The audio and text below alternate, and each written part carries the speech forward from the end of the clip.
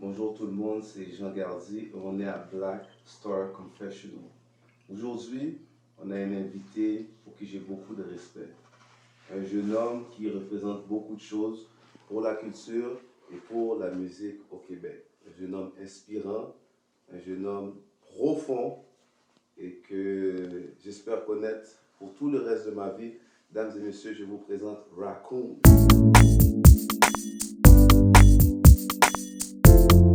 Comment ça va? Ça va bien toi? Ça va bien, je vois que Yes. tu bouges, ça bouge, raconte, ça bouge. On s'était rencontrés déjà, ça fait la deuxième fois, troisième fois sur Instagram.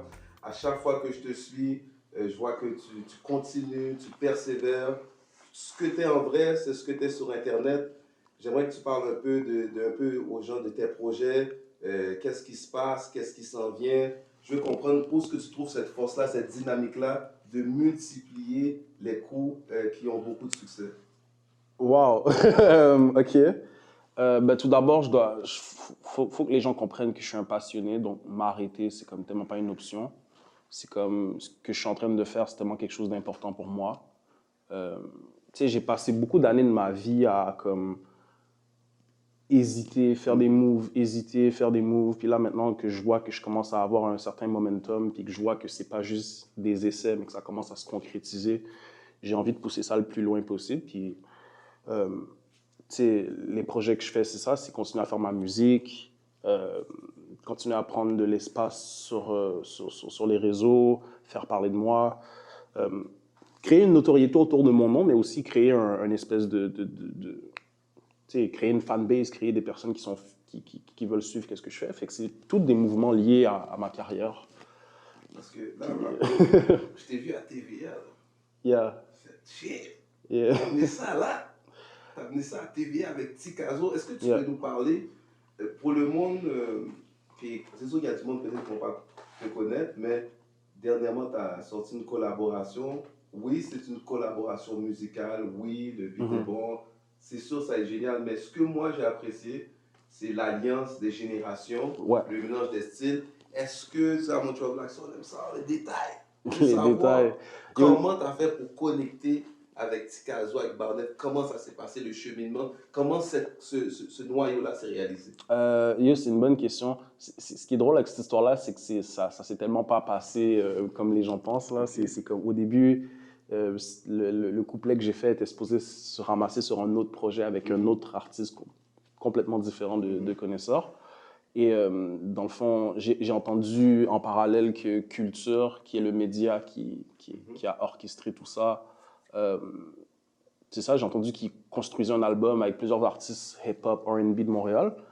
Ils ont entendu mon couplet et ils ont dit, oh yo, tu sais quoi, le vibe, le beat un peu old school, qui rappelle un peu house, tout ça, ça marcherait bien, vu que je suis quelqu'un qui touche des prods old school, ça marcherait bien de prendre le old school rapper qui représente bien le Montréal, qui représente bien la ville. Puis aussi, Connaisseur, dans son entrevue à Rap Politique, m'avait donné un shout-out. Fait que j'ai su qu'il savait qui j'étais. Fait que quand on m'a annoncé ça, j'étais comme, yo, nice! C'était genre J'étais comme un petit enfant, là, pour de Puis Barnev, quand même, c'est... Ouais, Barnev est venu vraiment tard dans la chanson, d'eau. On cherchait un refrain, on avait essayé quelqu'un, là, ça n'a pas fonctionné, là, on a essayé quelqu'un d'autre, puis là, Barnev, dernière minute, a envoyé plein de pistes de voix. Là, j'étais comme, oh, Barnev a pull up, qu'est-ce qui se passe? Yo, ça s'est tellement fait de manière, yo, c'était spécial. Puis en dedans d'une semaine, on a tourné le clip très rapidement, man. Tout était on the rush. Fait que c'est pas une... C'est vraiment comme... Yeah. Tu sais, des fois, c'est parce que je vois que c'est intéressant ce que tu dis, surtout pour les artistes ou les gens qui font de la création. Et quand on fait un projet, c'est pas on le fait, c'est bon, on le sort. Vous essayez des choses. Oui. C'est ça, tu prends ton temps. C'est pas comme classique Tupac qui vient, il enregistre 500 sons, il s'en va. C'est pas toujours comme ça. Non, c'est pas toujours comme ça. Puis, tu sais, il faut avoir du flair. Je pense que dans le move que Culture a fait, le média, là, c'est de spot mon couplet, puis de spot ma valeur, puis l'engouement que j'ai en ce moment du fait que je suis un newcomer, puis d'orchestrer carrément un passage de flambeau avec Connaisseur Tikazo, c'est un major move pour la culture en soi. C'est comme, les gens aiment ça, voir ça, de voir un passage de flambeau, voir un OG donner du souffle à la nouvelle ère. Puis je pense que c'est positif pour tout le monde. Ce que j'ai remarqué beaucoup dans ton approche, dans ton style, c'est que en anglais, ils disent you do you. t'es pas genre, la tendance c'est ça, la tendance c'est pas ça. Tu fais un hip-hop, genre vraiment on voit que t'es le gars qui, comme tu dis, Raccoon, on avait parlé de ça, c'est un animal.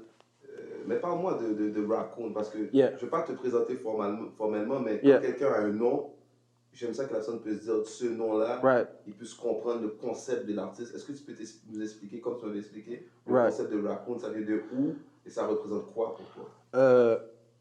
Ben, tu sais, mon nom d'artiste, c'est comme je te disais, il est inspiré de plusieurs trucs dans ma vie qui ont vraiment pas de lien ensemble. C'est vraiment différents éléments de ma personne, ma personnalité. Tu sais, pour d'autres personnes, ils vont voir un gars qui s'appelait Raccoon, puis ça va être comme ça va rien signifier pour eux, puis je comprends totalement le principe. Tu sais, c'est pas... Tu sais, un gars qui s'appelle T-Money J, tu sais que son truc, c'est à propos de l'argent, c'est un hustler, whatever. Alors que quand tu as un partenaire qui s'appelle Raccoon, t'es comme clueless. Là. fait que c'est vraiment pour moi. Puis je suis vraiment quelqu'un qui met toujours sa personnalité vers l'avant parce que j'ai toujours eu de la difficulté à rentrer dans une boîte ou à relate avec un certain groupe de personnes. Je me suis toujours trouvé un peu outcast, un peu bizarre. Depuis que je suis jeune, depuis au secondaire, je me suis toujours trouvé tellement différent. Des fois, je ne l'étais pas nécessairement, ou des fois, c'est moi-même qui orchestrais cette exclusion-là de groupe parce que je me trouvais trop bizarre. Genre. Fait que ça a comme un peu créé le mythe de Raccoon, puis le fait que je prends différents éléments de ma personne. Tu sais, par exemple, Raccoon, ça vient du fait qu'au secondaire, je passais souvent mes nuits à écrire, puis là, j'avais des cernes noires en dessous des yeux, puis là, les gens disaient « Ah, t'es comme un raton laveur », un truc comme ça. Genre. Ou du fait que j'aime bien le raton laveur. C'est un animal que je trouve qui est super intelligent, mais que c'est un des rares animaux que son intelligence n'est pas domestiquée, donc n'est pas au service de l'homme. Son intelligence est au service de sa propre personne et de sa propre famille. Donc. Puis il fait qu'est-ce qu'il veut. Puis c'est goofy, c'est cute, mais c'est intelligent. Je veux dire, c'est comme... Ça va au-delà de l'apparence. Non, j'aime... Puis c'est Montréal aussi, tu sais, les ratons laveurs, c'est comme ça. Non, mais c'est vrai parce que j'aime ton approche un peu comme... Le mot, il va être fort métaphysique, mais dans la nature ou dans la société, on voit ça souvent où il y a des animaux qui sont emblématiques. Comme les États-Unis, c'est l'aigle. Mais moi, je ne sais pas pourquoi. J'aimais beaucoup cette approche-là. Puis comme je te taquine tout le temps, je dis toujours de l'esprit de la nuit. Bon, le temps passe tellement vite, mais Raccoon, c'est pas une problématique. Mais il y a quelque chose que j'avais vu. On ne t'a pas insulté, on ne t'a pas bousculé, mais tu as fait un vidéoclip. Ah ouais, ça, j'allais te prendre aujourd'hui. Ah, il va me parler de victime. On voit quelque chose, comme une union. Et un média, je ne sais pas besoin de nommer son nom, qui a dit Raccoon fait un rite satanique. Un rituel satanique. Là, j'ai dit mais non. J'ai dit là, non. J'ai dit ça. Ça, c'est pas lui. Est-ce que tu peux expliquer c'est quoi qui s'est passé, le contexte de pourquoi on dit que toi tu fais? Tu comprends? Comment tu as pris ça? J'ai pull up un Lil Nas X avant Lil Nas X. Non, tu sais qu'est-ce qui est drôle? Je pensais même pas à rituel satanique, je pensais juste à de la sorcellerie. Genre, juste. Puis on a fait, tu sais, je suis dans le monde spirituel, j'ai des connaissances et tout, mais je me suis assuré que dans le vidéoclip, il n'y a eu aucune représentation. J'ai fait des amalgames juste pour créer un rituel par rapport que comme n'importe qui est dans des affaires va regarder ça et va être comme, OK, c'est une joke là, c'est du acting. Fait qu'à la base, c'était du cinéma, puis l'idée n'était pas de créer un rituel satanique, l'idée était d'illustrer une force obscure. Puis si tu regardes dans le vidéoclip, ben, c'est un rituel obscur, oui, certainement, mais je fais apparaître un genre de poignard, et c'est comme si je prends cette énergie obscure-là, puis à un moment donné, ben, je la transmets dans la vidéo, tu vois que le poignard se transforme en micro. Fait que c'est un peu une métaphore de moi qui se sert du rap, qui est considéré comme mal vu, qui est considéré comme obscur, qui est considéré comme quelque chose de mauvais, puis d'en faire quelque chose de beau.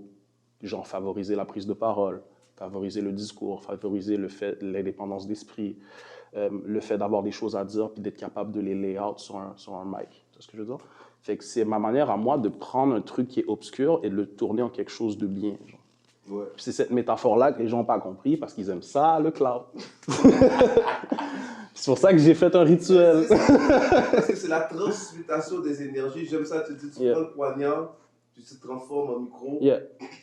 Dans la vidéo, c'est ça qui se passe. On a des situations dans notre vie, on a une mauvaise relation, mais la prochaine est meilleure, on a un mauvais job, mais on crée notre entreprise. les labels ne veulent pas de nous, mais on fait comme Jésus, on fait notre label. Yeah. Fait que c'est ça que tu as essayé d'illustrer. Puis c'est bon que sur la plateforme de Masturbation, on a la réponse à ça. Parce que moi, j'ai pas vraiment, moi, quand même sensible, pas aimé ça. Non. Beaucoup de gens n'ont pas aimé ça, mais t'inquiète, il y a un bon fond. fond. Pas seul, là, Non, t'inquiète. Ça, c'est où l'adresse? C'est où l'adresse? Qu'est-ce qu'il faut brûler? T'inquiète, on me l'a dit. Non, c'est pour ça qu'ils sont fanatiques, c'est pour ça personnel. Je pense qu'on a un autre dans le temps. Je pense qu'il faut faire des questions. Ok, cool. Allons-y. Fait que là, bon, il faut répondre. J'ai pas le droit de joker, rien? Non, je te connais là, tu vas pas pouvoir t'en échapper. Je fais pas m'en échapper? C'est quoi la question? Alright, c'est bon.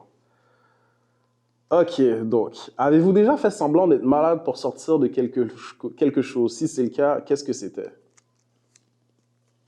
Ouais, man. Ouais, j'ai déjà fait ça.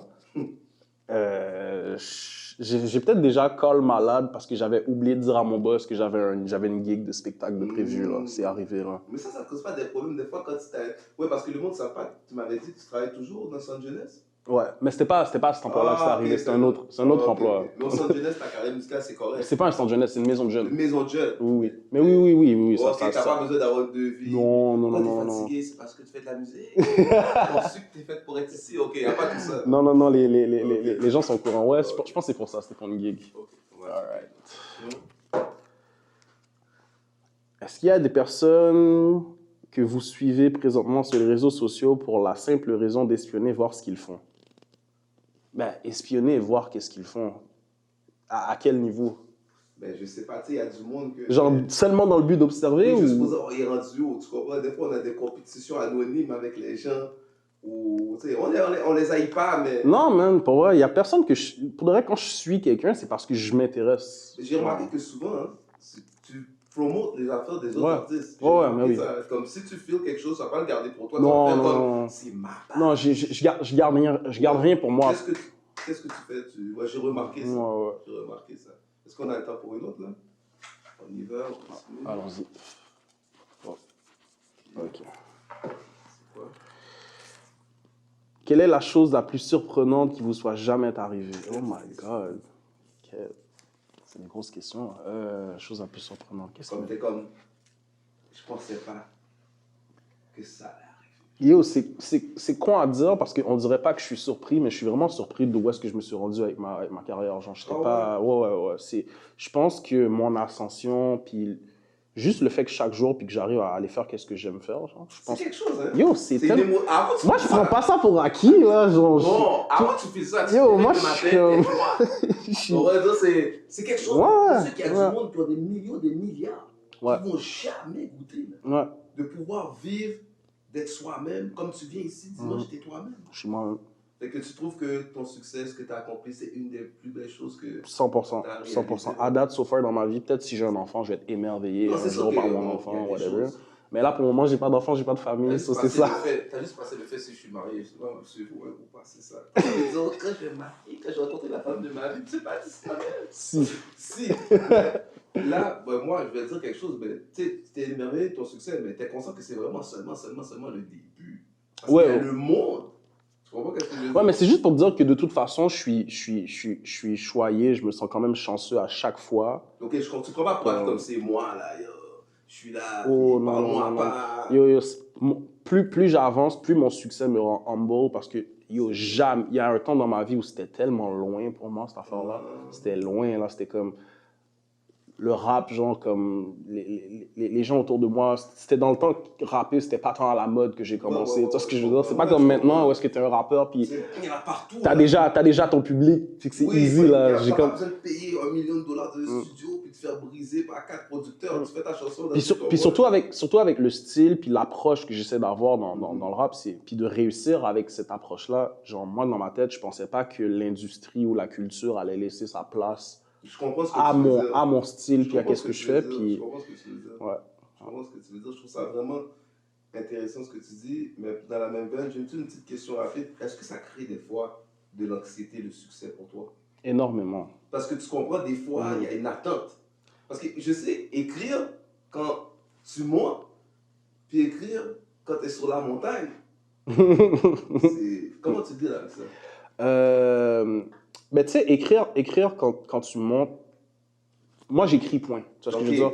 Que j'ai une carrière de rap ou pas, j'allais quand même continuer à écrire. Je suis un écrivain même avant d'être un rappeur. Ça, et c'est ça, Ouais, je suis quelqu'un qui véhicule des idées, je suis Ouais. quelqu'un qui écrit des notes, je suis quelqu'un qui a des opinions, qui passe souvent par la lecture, par l'écriture pour essayer de process mon humanité. Genre, tu vois ce que je veux dire? Après, ça a juste été le choix logique pour moi de faire du rap parce que je suis comme, il n'y a pas grand-chose que je sais faire d'autre, man. Tu vois ce que je veux dire? Je suis pas un gars manuel, je suis pas un gars qui est super concentré, je suis un gros TDAH, man. Je suis comme, yo. Je suis un artiste. Moi, je comprends ce que tu veux dire. Honnêtement, je suis là, mais tu sais, Oui.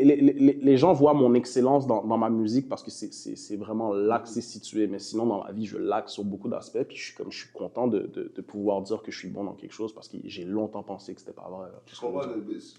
C'est que chaque personne, c'est comme dans la nature, chaque élément a un rôle. Puis toi, à ton jeune âge, tu as déjà trouvé genre que moi, je suis un premier. Genre. Right. Je sais que c'est ça que je suis capable de faire. Ouais. Fait que je vais en faire d'autres. On va faire une autre question. Ok, let's go. J'aime ça. Bon. C'est pas trop pire, les questions. J'espère. Quelle recette que vous ne réussissez jamais à faire? Tu vas manger, là? Ouais, je fais à manger des fois, mais qu'est-ce que je réussis? Qu'est-ce que je rate? Qu'est-ce que je rate tout le temps? T'inquiète. Quelle recette que vous réussissez jamais à faire? Qu'est-ce que je réussis jamais à faire? Ouais, je rate tout le temps. Ok, c'est même pas une recette, mais on dirait la manière que je voudrais cuire mes pâtes, j'arrive jamais à avoir le bon timing. Genre, ok, c'est trop mou ou trop dur? C'est toujours un des deux. C'est toujours pas comme la dernière fois que j'ai mangé des pâtes et que c'est pas moi qui l'avais fait. Ah, ok, moi je comprends ce que tu veux dire. Je fais rarement des pâtes parce que ça m'énerve. Ça me déçoit. C'est la partie la plus easy, la cuire des... Tu vois, je comprends ton... Ouais. Fait que les filles oublient ça, humide, parce que là, c'est pas pour... Non, mais je cuisine autre chose, là. Je cuisine autre chose. Ok, c'est quoi ton plat préféré? C'est quoi ton go, là? Je fais du très bon saumon. Ouais. Riz au jasmin. Des légumes. Saumon, riz au jasmin? Yeah. Pas riz crevette, riz au jasmin. Riz au jasmin, yeah. Cher? Une autre? Let's go. Ouais. Alright. Une autre, je pense qu'on va en faire pour une autre. Alright. Quelle est la chose la plus folle que vous ayez jamais faite pour attirer l'attention de quelqu'un qui vous intéressait? Yo! Et je suis tellement inférieur. C'est quoi que j'ai fait encore? Attends, c'est quoi que j'ai fait? J'ai fait un truc bien bizarre en plus. Pour attirer l'attention de quelqu'un. Je pense que c'est à un moment donné, c'était un concert à l'école. Puis moi, je suis quelqu'un de très shy, mais dès que je suis dans mon personnage de scène, je m'en fous. Ok, ouais, je comprends. Puis je l'ai comme pointé dans la foule, là, ou quelque chose comme ça. Puis là, les gens ont fait comme « Ouh! » T'as créé ce moment-là, t'as Shit like that. smoke quelqu'un comme Truc High School Musical shit, là. En tout cas, vraiment, yeah, j'ai fait ça. T'as apprécié l'entrevue en terminant. C'est quoi les dates? Il y a des shows, là. Yeah. 23 juin, je fais le MTLUS avec Tizo. OK. 24 juin, même formule. Par exemple, ça va être à Québec, à l'Impérial Belle. C'est des salles, ça? Yeah, c'est des salles. Il y a tout le monde qui va crier, là. Ils prennent le billet, quick, man. Les meilleures places sont déjà toutes prises. Ils laissent le monde...